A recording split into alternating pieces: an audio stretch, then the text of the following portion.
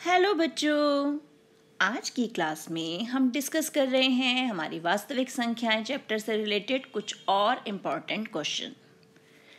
अब यहाँ क्वेश्चन जो है ये क्वेश्चन आपके सपोर्ट मटेरियल का क्वेश्चन नंबर 21 है। यदि 144 व 180 के महत्तम समापवर्त्य को 13m-3 के रूप में व्यक्त किया जाता है तो m का मान ज्ञात कीजिए। मसप यानी HCF वो हमारा 13m-3 के रूप में व्यक्त किया जा सकता है, तो हमें m की वैल्यू निकालनी है। तो सिंपली हमें क्या करना है, पहले 144 और 180 का HCF निकालना है। तो हमें पता है हम अभाज्य गुणनखंड से इसका HCF निकाल सकते हैं। तो अब 144 के हम फैक्टर्स बनाएं। तो शुरू करते हैं। ये हो गया 2 सत्ते 14, 2 दूनी 4।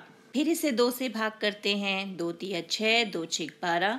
मैंने पहले भी आपको बताया बेटा, अगर आप डायरेक्ट भाग ना कर सको तो आप 72 को यहाँ पर 2 से भाग करके देख लो। यहाँ पर भी 36 आ रहा है ना, तो ये जो 36 है इसे हम यहाँ ले आएंगे और फिर इसे हम आगे भाग करेंगे। 2 एकम 2, 2 अट्ठे 16, 2 नेम 18 और 3 तिया 9 और लास्ट में आ गया 3 एकम 3।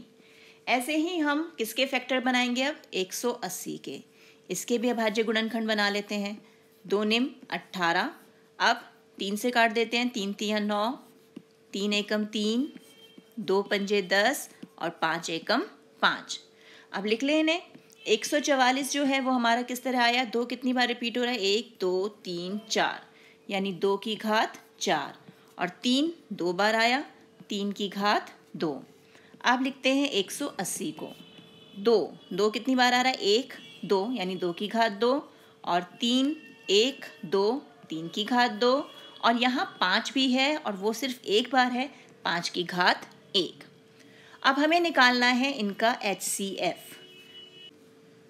तो HCF हाई है, यहाँ पर लिखा है H हाई, तो हमें करना है उल्टा काम, लोएस्ट पावर लेनी है। तो पहले तो इनके सबके नंबर सेम करें। यहाँ 5 नहीं है तो 5 दे देते हैं, लेकिन 5 की घात 0, क्योंकि 5 इस पे है ही नहीं।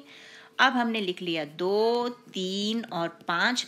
अब सबसे छोटी घात कंपेयर करते जानी है। इनमें सबसे छोटी 2, इन दोनों में सेम ही है तो वही ले लिया। और इन दोनों में सबसे छोटा यानी 0। 2 की घात 2 यानी 2 गुणा 2 4। 3 की घात 2 यानी 3 गुणा 3, 3 दूनी 6 मत कर देना, 3 गुणा 3 यानी 9। और 5 की घात 0 यानी 1। तो ये आ गया हमारा 36। अब ये तो हमारा HCF जो हमने कैलकुलेट करके निकाला। अब हम इसे कंपेयर करेंगे 36 बराबर 13m-3, क्योंकि उन्होंने हमें कहा ना कि HCF जो है वो 13m-3 के रूप में लिखा जा सकता है। बस अब इक्वेशन बन गई, इसे सॉल्व करो। 3 यहाँ आया प्लस का बन के, 13m यहाँ रह गया, ये हो गया 39। 13 अब नीचे आ गया बटे में, m यहीं रहने दिया। 13 तिया 39, यानी m की वैल्यू आ गई 3। हो गया सॉल्व। आप नेक्स्ट क्वेश्चन देखते हैं। नेक्स्ट क्वेश्चन आपके सपोर्ट मटेरियल का क्वेश्चन नंबर 25 है।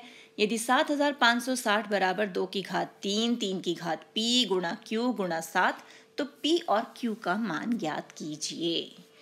अब यहाँ पर हमें क्या है, इन्होंने कहा है ये इस गुणनखंड के रूप में व्यक्त किया जा सकता है। यानी हमें सिंपली क्या करना है, 7560 के अभाज्य गुणनखंड बनाने हैं। या ना LCM निकालना है ना HCF, सिर्फ गुणनखंड बनाने हैं। तो अब 7560 को हम भाग करना शुरू करें। 2 से करते हैं पहले। 2 तिया 6, 2 सत्ते 14, 2 अट्ठे 16 और ये हो गया 0। डायरेक्ट नहीं कर सकते तो यहाँ पर सिंपली इसे 2 से भाग करके देख लीजिएगा। गलत नहीं करना है, हम इसे अलग से भाग करके भी देख सकते हैं। फिर से इसे हम 2 से भाग करते हैं। 2 एकम 2, 2 अट्ठे 16, 2 नेम 18 और ये हो गया 0। फिर 2 से, 2 नेम 18, 2 चौक 8, 2 पंजे 10। अब 2 से भाग होगा नहीं तो हम 5 से कर लेते हैं। 5 एकम 5, 5 अट्ठे 40, 5 नेम 45। अब 5 से नहीं होगा तो ये जाएगा 3 से। 3 छिक 18, 3 तिया 9, 3 दूनी 6, 3 एकम 3, 3 सत्ते 21 और 7 एकम 7। ये हो गया। अब इसको हम गुणनखंड के रूप में लिख लें कि गुणनखंडों का गुणन।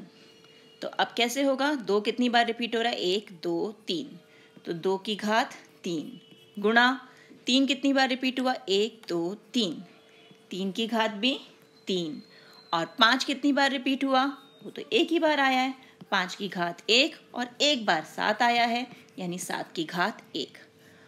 अब जो हमें क्वेश्चन में दिया हुआ है उसे हम लिख लेते हैं, 2 की घात 3, 3 की घात p गुणा q गुणा 7। अब कंपेयर करें, ये दोनों तो सेम हो गए। अब यहाँ कंपेयर करें तो p की जगह यहाँ पर क्या है 3, तो p की वैल्यू मिल गई 3। अब q की जगह यहाँ पर क्या है 5, q की वैल्यू मिल गई 5, और 7 तो 7 है ही हमारे पास, तो मिल गई p और q की वैल्यू। देखो कितना आसान है, बस क्वेश्चन को ध्यान से पढ़ना है, समझना है और सॉल्व करना है। तो इन दोनों ही क्वेश्चंस की अच्छे से प्रैक्टिस कीजिए। मिलते हैं एक और वीडियो में, तब तक keep practicing and enjoy maths.